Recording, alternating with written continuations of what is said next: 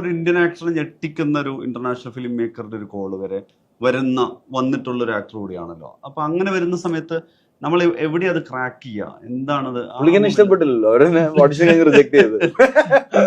Audition reject ചെയ്തല്ല, പുള്ളിക്ക് concern എന്റെ accent ആയിരുന്നു. അപ്പൊ ഈ ആക്സെന്റിന് വേണ്ടി ഞാൻ അമേരിക്കയിൽ പോയി 3.5 മാസവും 4 മാസം നിക്കണം എന്നൊക്കെ പറഞ്ഞു. അതിന് പേയ്മെന്റ് ഇല്ല. അപ്പൊ അതൊക്കെ കാരണം ഞാൻ വിട്ടതില്ല, ഞാൻ ഓടിയാണ്. ഞാൻ ഇതിന്റെ കമേഴ്ഷ്യൽസ് എനിക്ക് ഒരിക്കലും വർക്ക്ഔട്ട് ആയില്ല. പിന്നെ ഈ ആക്സെന്റിന് വേണ്ടി ഞാൻ പോയി ഇത്രയും മെനക്കെടുക, എനിക്ക് അങ്ങനെ ഒരു ഫയർ എനിക്ക് തോന്നിയില്ല.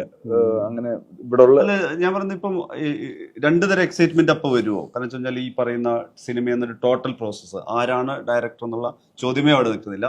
ഇപ്പുറത്ത് ഞാൻ പറയുന്നത് ഇപ്പം നെയിം ഡ്രോപ്പ് ചെയ്യാൻ പറ്റുവാണെങ്കിൽ ഇനരിറ്റിനെ പോലത്തെ ഒരു ഫിലിം മേക്കറുടെ ഒരു കോൾ ഇപ്പുറത്തുനിന്ന് വരുന്നു, ആ കോൾ എത്തിയിട്ടുള്ള ഒരു ആക്ടറാണ് ഇരിക്കുന്നത്. അങ്ങനെ ഒരു സാധനം വരുമ്പോ എന്താണ് അതിൽ? ഓഡിഷൻ ഇല്ലായിരുന്നു, ചിലപ്പോ അതങ്ങ് പോയെന്നെ. ഒരു മീറ്റിംഗ് നടന്നപ്പോഴാണ് I spoke to him on the video call. പുള്ളിയും ഞാനായിട്ട് സംസാരിച്ചു.